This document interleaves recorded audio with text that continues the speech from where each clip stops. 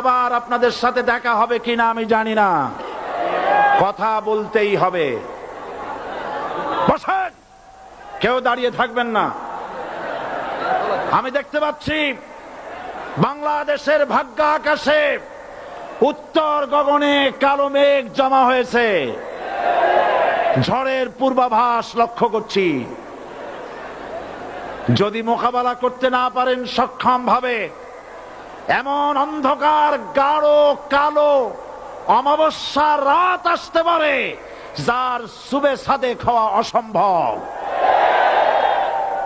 সুতরাং আপনারা কি কাপুরুষের মতো কাফের মুশরিকদের গোলামি করে মরতে চান? বিড়ালের মতো 500 বছর বেঁচে থাকার কোনো লাভ নাই।